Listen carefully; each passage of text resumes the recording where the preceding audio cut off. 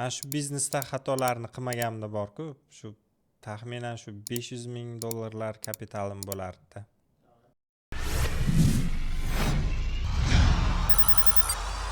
Assalomu alaykum. Ismim Mehriddin, yoshim 32 da, tadbirkorman.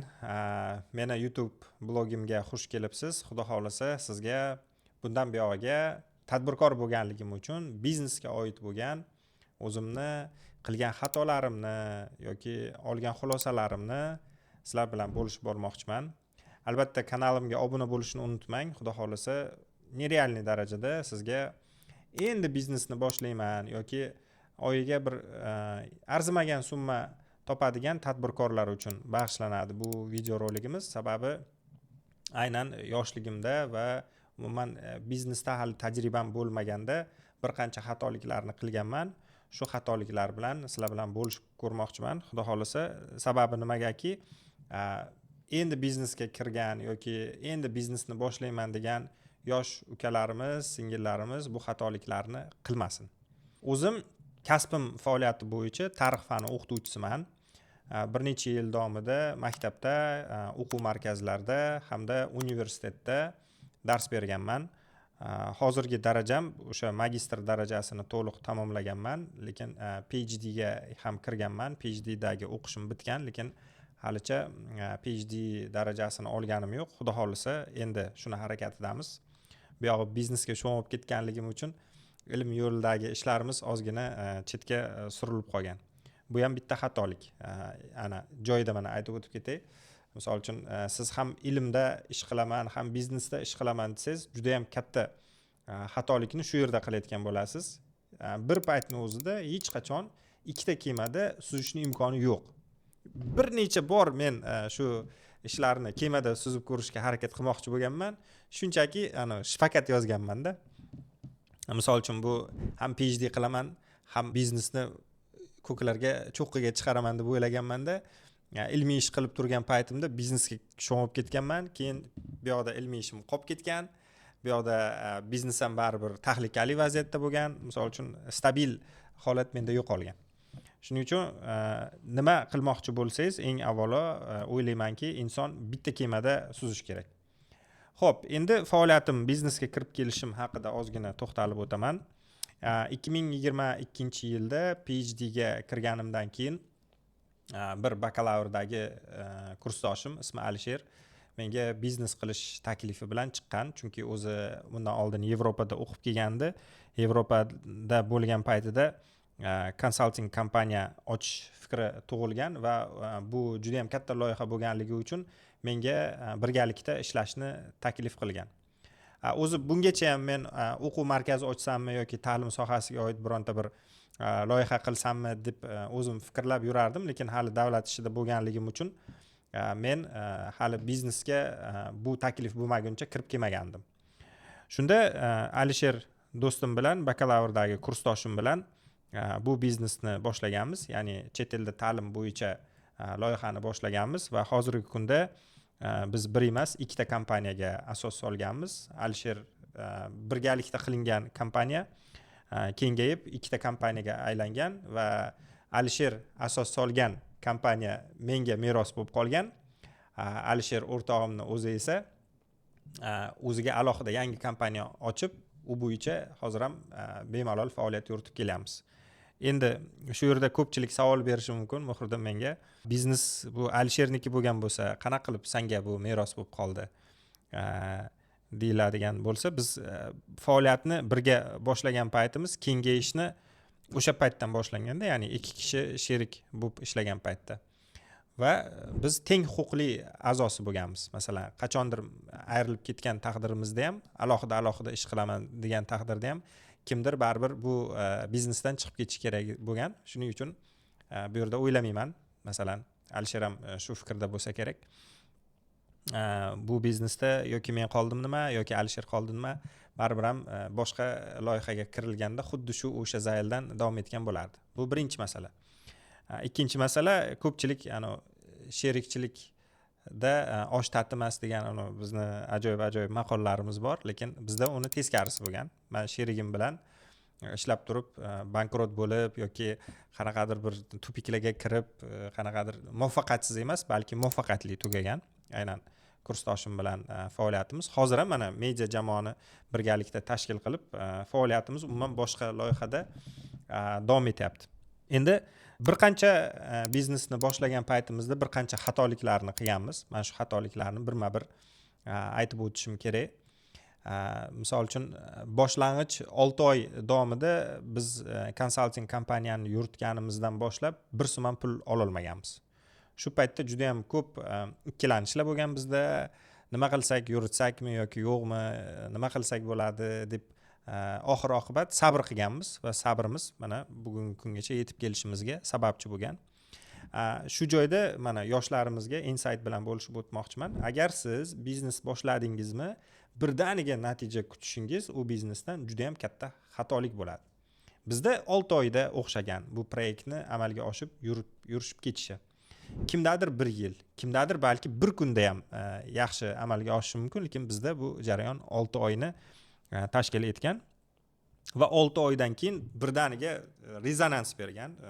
Kamida bir adashmasam, to'g'risi aniq o'sha paytda aniq raqamlar bilan ishlashni bilmaganligimiz uchun hozir raqamlarda oz-moz taxminiy narxlarni aytaman. Bir 3 oy ichida 1,5-2 milliardga yaqin pul ishlangan Muhriddin. Mana shu 6 oylik tanaffusdan keyin. Keyin nima bo'ldi deyilsa, o'sha 1,5-2 milliard pul hozir qani deb kimdir bizdan so'rasa, u pul yo'q. Tag tomiri bilan. Nima uchun? Biza hali endi yosh bo'lgan biznesga ishimiz zo'r bo'lib ketdi-ku. Misol uchun 7 va 8 oyda 2 milliardga yaqin pul topgan bo'lsak, shu pulni yana ham ko'paytiramiz deb qo'shimchasiga yangi filiallarga pul tikkanmiz. Har biriga kamida 3000, 4000 balki bilmayman, o'sha paytdagi hisob-kitob bo'yicha qancha pul ketgan. Lekin shuncha atrofda pul tikilgan. Adashmasam 8 ta filial ochganmiz har bir viloyatda. Nima deydi? Bu eng juda katta pulni havoga uchishi bo'lgan birinchi o'rinda, ikkinchi o'rinda biza o'ylamasdan turib pul tikkanimiz hisobiga u pullarni shunchaki 3-4 oy ichida havoga uchirdik hisob. Nima uchun? Sababi bizni hali biznesimiz yosh bo'lgani hisobiga biza tizimlashtirmaganmiz bu biznesni. Tizimlashmagan biznesda siz har qancha kengayaversangiz, siz o'ylaysizki, mana bitta joydan men 2 milliard so'm pul ishladim. Bir 8 ta joydan oshib qo'ysam, har biridan 2 milliarddan pul ishlasa, tez orada boyib ketaman degan fikr bo'ladi-da insonda. Lekin aslida chuchvarani xom sanagani shu yerda bo'ladi. Sababi birinchi o'rinda hali yosh biznes, birinchidan hali uni ichida tizimi yo'q bo'lgan biznesda agar siz qanaqadir bir kengayaman deydigan bo'lsangiz, masshtablashaman deydigan bo'lsangiz, bu juda eng katta xatolik shu yerda bo'ladi. Chunki tizimlashmagan biznes hech qanaqasiga sizga foydaga emas, balki zararga ishlaydi. Chunki o'zi biza bitta filialimizni o'zida nima deydi, ertalab soat 9 dan kechki soat 11-12 gacha ishlardik-da. Shu o'sha moliyaviy rezultatga erishganmiz. Lekin endi tasavvur qiling, siz 8 ta filialda o'zi bittasida zo'rg'a eplab turibsiz. 8 ta filialda bu narsani bo'lishi nereal edi. Va shuning uchun o'sha topgan pullarimizni bir 3-4 oy ichida nima deydi, oldi-ketini topa olmaganmiz xolos. Va bu eng katta xatolarimizdan bittasi bo'lgan. Misol uchun tavsiya beraman yoshlarimizga, biznes qilyapsizmi? Avvalo kami bir 5 yilcha bitta joyda va bitta ishda stabil ishlab, unda muvaffaqiyatga erishish hamda tizimlashtirish kerak u biznesni. Undan keyin siz boshqa ish qiladigan bo'lsangiz, ketmoningiz uchishi mumkin. Professionalni olib kelib yoningizga, professional bilan birgalikda o'sish mumkin-ku, shunaqa qilsa bo'lmasmidi degan fikr ham bo'lishi mumkin. Bu yerda ham katta muammo bor, chunki professional bilan ishlash uchun insonning o'zi ham professional bo'lishi kerak-da. Ya'ni siz misol uchun o'zingizdan aqlli insonni olib kelsangiz, hech bo'lmasa to'g'ri siz o'zini ishini qilib bera olmasligingiz mumkin u xohlaganda. Lekin siz uni boshqarish ko'nikmasiga ega bo'lmasangiz, baribir yutqizasiz. Yoki u sizni katta ehtimol bilan aldab ketadi, yoki yarim yo'lda tashlab ketadi, yoki eng katta misol uchun topadigan foydangizni eng katta qismini u olib ketadi. Siz bu yerda baribir hech narsani yutmaysiz katta ehtimol bilan. Shu nyuanslari bor. Endi men bu bo'yicha misol uchun bizni u paytda hayolimizga ham kelmagan, biz o'sha paytda eng aqlli inson o'zimiz deb o'ylaganmiz. Bizdan aqlli yo'q, kimdir biznesni mana bizaga kelib o'rgataman desa, u nima deydi, biznes qilishni o'zimiz o'rgatamiz degan pozitsiyada bo'lganmizda, lekin hali biznesni B harfini ham tushunmaganmiz. To'g'ri, biznesni o'rganmasdan turib ham ish qilsa bo'ladimi? Bo'ladi. Qanaqadir rezultatga erishasizmi? Erishasiz. Xudoyim sizni rizqingizni beradi-da baribir. Har qanday siz ilmlimisiz, ilmsizmisiz, uni farqi yo'q. Faqatgina nima deydi, bu yerda siz aqlan pul topsangiz lekin uni baribir yo'qotsangiz, uni ushlab qolishni yoki qayerga pul sarflashni bilmaydigan bo'lsangiz, siz baribir u pulni yo'qotasiz. Bizni bu boshimizdan o'tgan, shuning uchun nima deydi, juda katta rezultat qilishingiz nihoyatda qiyin. Xo'p, bu bir tomoni. Yana bir tomoni, bu yerda networkingning o'rnini, ahamiyatini ham, plus tomonini ham aytib o'tib ketay. Plus tomoni shundaki, siz agar shaxs nuqtai nazaridan yaxshi joyda ta'lim olgan yoki krugozoringizni atrofingizda yaxshi insonlar ko'proq nima bo'lgan bo'lsa, jamlangan bo'lsa, sizni muvaffaqiyatga erishish omilingiz ko'proq bo'lar ekan deb o'ylayman. Masalan, meni bilasizlar, misol uchun Islom hamda Ozod Shukurulloyev degan bloger, o'sha paytdagi eng taniqli, hozir ham ancha muncha statusga ega bo'lgan blogerlar bilan o'rtoqchilik munosabatim bo'lgandi. Misol uchun u paytda hali boya aytganimdek dastlabki 6 oylikda biz bu biznesdan bir so'm pul topmagan bo'lsak, o'sha paytda bu taklifni berganman va bular menga rozi bo'lishgan. Misol uchunda bu yerda networkingni o'rni qanchalik ahamiyatga egaligini aytib o'tmoqchiman. Biznes boshlamoqchi bo'lgan insonga. Boshda qo'rquv bo'lgan, misol uchun bu bloger bo'lsa, men oddiy bir inson bo'lsam, hali vaholanki meni ham pulim yo'q bo'lsa, unga taklif bersam u qabul qilmasachi, meni ustimdan kulsachi yoki yana nimadir desachi degan turli xil fikrlar bo'lgan menda. Ertalab shart turganmanda bir kuni, bo'ldi, nima bo'lsa bo'lsin deb Ozod bilan Islomga telefon qilib, shunaqa loyiha bor, bir kelsanglar, bir gaplashardik deb nima deydi, o'zimni ichkaridagi bo'layotgan xohishlarimni dangal aytib berganman. Va shunda kutilmagan natija, kutilmagan boyagi yo'q joydan men o'zim teskari narsani o'ylab yuribman, lekin ular birdaniga bu fikrimga qo'shilishganda meni qo'llab-quvvatlashgan. Biznesni ochgandan keyin uni reklama qilish kerak-ku. Eng ko'p effekt beradigan natija bu blogerlarda edi. Misol uchun blogerlik endi tanilib, endi rivojlanib, o'sib kelayotgan soha bo'lgani uchun ularga mediada bizni qo'llab-quvvatlashni so'raganman va foydamni qanchadir ulushini berishni taklif qilganman, shu qandaydir foydaga kirganimizdan keyin. Va bu misol uchun orqasi mavhum bo'lganiga nisbatan ham bu taklif bo'yicha ular qabul qilishganda birga ishlaganmiz. Ungacha men Ozod bilan bu taklifni bersam meni qabul qilmaydi deb o'ylaganman. Ichkaridagi boyagi miyamdagi xavotirlarga aslo o'rin yo'q ekanda, u taklif berganimdan keyin bilganman. Sababi hammamiz ham oddiy insonmiz. Kimdirni eshitadi baribir. Men bo'lmasam bu taklif bilan boshqa inson taklif berib, shu orada birgalikda loyihalarni kengaytirib ishlab ketish mumkin. Shuning uchun networkingning ahamiyati eng juda katta ahamiyatga ega deb o'ylayman.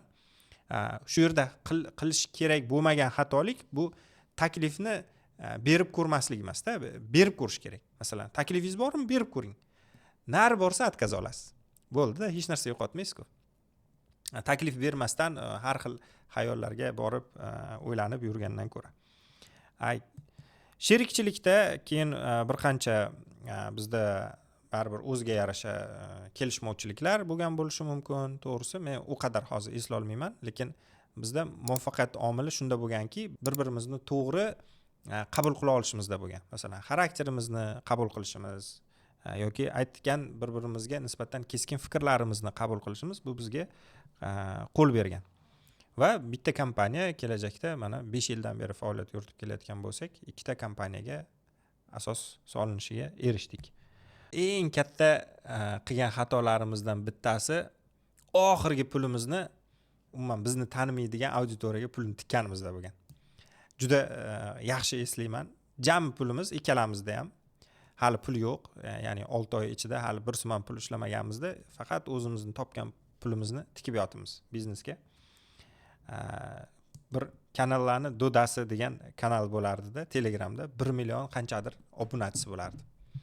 keyin biz reklama berishimiz kerak. O'sha konsalting kompaniyani reklamasini chet elda o'qishni xohlasangiz bizga murojaat qiling degan reklamani berishimiz kerakda. Shunda Telegramda eng ko'p podpischiga bo'lgan kanal izlayapmizda va uni narxini bilsak 2 million so'm ekan.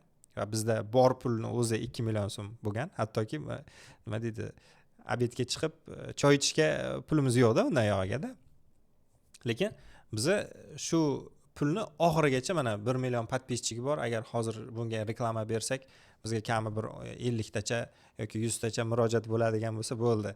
Shu orqali tez o'nglab olamizda, nima deydi, imkon taklifimizni, ya'ni konsalting xizmatimizni ko'rsatganligimiz uchun insonlar bizga pul to'laydi. Shu orqali pul ishlab o'zimizni o'nglab olamiz deganimizda kanallarning do'dasiga reklama berganmiz.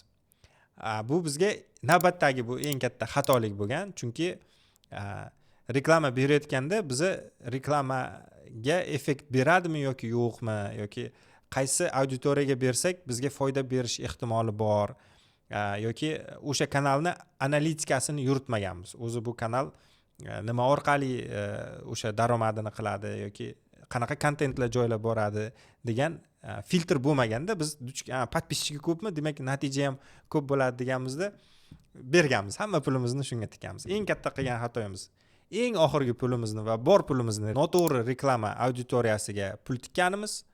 Bu birinchisi. Ikkinchisi, eng oxirgi pulimizni tikkanimiz. Uchinchisi, nima deydi, bu kanalni filtr qilmaganimiz bizga juda ham katta depressiyaga olib kelganda, xatolikka olib kelgan. Misol uchun kanalni podpischiga ko'pmi bo'ldi, senga u qiymat beradi degani emasda. Siz har bitta kanalni siz bilishingiz kerak. U kanal sizga qiymat beradimi reklama bersangiz yoki yo'qmi? Shundan xulosa qilib siz reklama beradigan bo'lsangiz auditoriyaga, u sizga qiymat berishi mumkin. Shuning uchun qanday kanalga berayotganingiz muhim, podpischik soni muhim emas. Qanday auditoriya u yerda jamlanganligi juda katta ahamiyatga ega ekan. Sizni reklamangiz sizga manfaat keltiradigan, foyda keltiradigan bo'lishi uchun. Shuning uchun mana shu joyda ham juda ham diqqat e'tiborli bo'lasizlar. Biznes boshlayotganingizda biz shu xatoliklarni qilganmiz. Bu faqat aytayotgan gapim, misol uchun hozir hamma biladi-ku deyish mumkin. Men kafolat berib aytaman. Endi tadbirkorlikni boshlayotgan ko'plab fuqarolar, insonlar hali ham to'g'ri auditoriya topishni, to'g'ri kanal orqali o'zini reklamasini taqdimot qilishni bilmaydi. Mana ko'p blogerlarni uchratamiz. Umuman Vine olib bergan, lekin u umuman 1 so'mlik foyda keltirmagan. Shuning uchun har bitta kanalni siz sarflayotgan pulingizni har bittasini qayerga ketayotganligini chuqur analitika orqali bilib borishingiz kerak. O'shandagina sizga qilayotgan biznesingiz foyda olib keladi. Ketkazayotgan pullaringiz qanaqadir 1 so'm pulingiz 10 so'm bo'lib qaytish ehtimoli bor. Shuning uchun mana shu joyda juda ham diqqat bilan e'tibor berish kerak va juda ham katta nima deydi, e'tibor bilan shu narsalarni yo'lga qo'yish kerak bo'ladi. Keyingi xatoligimiz nimadan iborat bo'lgan? Keyingi xatolik bu, boya yuqorida aytdim-ku, bir paytning o'zida biznesda ikkita kemada suzib bo'lmagani kabi biznesda ham ikkita sohada bir paytning o'zida biznes qilish qiyin. Qachon qilish mumkin? Siz qachonki O'zbekiston o'zingizning bozoringizda top 3 talikka kirsangiz, biznesingiz top 3 talikka kirsa yoki regionalniy, ya'ni O'rta Osiyodami yoki butun bir MDH davlatlaridami siz agar top 3 talikda bo'lsangiz, keyin boshqa biznes qilsangiz, u to'g'ri bo'lishi mumkin. Ya'ni bir paytning o'zida 2-3 talab biznesni rivojlantirishingiz mumkin. Lekin siz hali o'zingiz bolaponsiz, hali o'zingiz biznesda yangisiz, bir paytning o'zida bitta joydan pul oldingizmi, pul kelishni boshladimi, ikkinchi boshqa yo'nalishga pul tikishingiz juda ham katta xatolik bo'ladi. Ikkalasini ham cho'ktirasiz. Masalan, bitta joydan pulingiz kelib turgan bo'lsa, ikkinchi joyga pul tikdingizmi, katta ehtimol bilan men sizga kafolat berib aytaman, men ham xatolikni qilganman, mendan oldin ham qilishgan, hozir ham qilib kelishyapti. Hammasida o'sha rezultat. Bitta joyda ko'karish kerak, bitta joyda ish qilish kerak. Shunda ishingiz barordan keladi. Siz qachonki top 3 talikka o'zingizni bozoringiz regionida top 3 talikka kirmagunizcha. Menda shunday xatolik bo'lgan. Biz konsalting kompaniya bilan birgalikda ingliz tili o'quv markazini yuritganmiz. Shu paytda men o'zim hisob kitob qilib ko'rganman. U paytda endi ancha aqlim kirib, pul qayerdan kelib qayerga ketayotganligini tushunib qolgan paytimda konsalting kompaniyadan topayotgan pulimni o'quv markaziga tikaverganman. Oxir oqibat 8 oycha shu noto'g'ri qarorimda bo'lganmanda, oxiri charchaganmanda. Keyin o'sha 8 oy bo'lganda miyamga urilgan. Mehriddin, o'zi misol uchun bitta ishni qilib turibsan, shundan pul topyapsan. Bo'ldi, buni kuchaytirsang, nima kerak bor senga? Bitta ish qilishmi, ikkita ishmi, uchtami? Qaytamga sen bitta ish qilsang, kamroq ish qilasan va fokusing shu ishda bo'lgani hisobiga kattaroq daromad qilishing mumkin, to'g'rimi? Lekin biz endi baribir o'zbekmiz, to'g'risi, o'zbekona fikrlaganmiz. Bu fikrlash to'g'risi o'zbekcha biznes qurish bo'lganligi uchun, to'g'risi men shunday nomlayman-da, kimgadir hozir o'zbek bo'lganligimiz uchun degan gap tegib ketmasin. Chunki aksariyat tadbirkorlik sohasiga endi kirib kelgan O'zbekiston fuqarolarida, O'zbekistonda yashovchi insonlar biznes qilaman desa, birdaniga ikkita kemada suzib ko'rgisi keladi-da. Bu eng katta xatoliklardan bittasi. Shuning uchun aytgan bo'lardimki, biznesda siz bitta kemada suzib baraka topishingiz mumkin. Hech qachon ikkita kemada suzish orqali baraka topib bo'lmaydi. Xullas, biznes borasida hozirgacha aytmoqchi bo'lgan gaplarim shulardan iborat edi. Sizlarga bu videoni qilishdan maqsad endi o'sib kelayotgan yosh kadrlarga hamda biznes qilib turib hali katta biznes qurmagan insonlarga beradigan tavsiyam shundaki, men sizga biznesdagi chuqurliklarni aytib o'tyapman. Shulardan sakrab o'tadigan bo'lsangiz, men kabi xato qilmaysiz, men kabi vaqt yo'qotmaysiz, men kabi pul yo'qotmaysiz, men kabi resurs, energiya yo'qotmaysizda. Bundan ham, mendan ham yoki boshqalardan ham ko'ra muvaffaqiyatli tadbirkorlar qatoriga tezroq qo'shilishingizga imkon yaratadi. Sizga manfaatli bo'lgan bo'lsa, albatta like bosib qo'yasizlar, chunki YouTube buni biladi va algoritmga ko'ra biz tezroq o'sishimiz, sizdan motivatsiya olishimiz uchun va bundan keyin kattaroq, zo'rroq kontentlar qilishimiz uchun bu bizga bitta motivatsiya bo'lardi. Shuning uchun sizlardan iltimos, kommentariyada albatta fikrlaringizni yozing, menga like bosib, meni qo'llab tursangiz, Xudo xolasa bundan ham zo'r kontentlarni sizga namoyish qilib borishga harakat qilaman. Va albatta menga obuna bo'lib qo'ying. Xudo xolasa bundan keyingi videolarim sizga ko'rinib turishi uchun juda ham zo'r bir asos bo'ladi. Biznes boshlamoqchi bo'lsangiz, albatta meni kanalimni kuzatishni tavsiya qilaman va kerak bo'lsa bu videoni yaqinlaringizga yoki biznes boshlamoqchi bo'lgan sheriklaringizga jo'natib qo'ying. Xudo xolasa manfaatli bo'ladi. Sizlar bilan tadbirkor Mehriddin Nuriddinov bo'ldi. Ko'rishguncha omon bo'ling azizlar.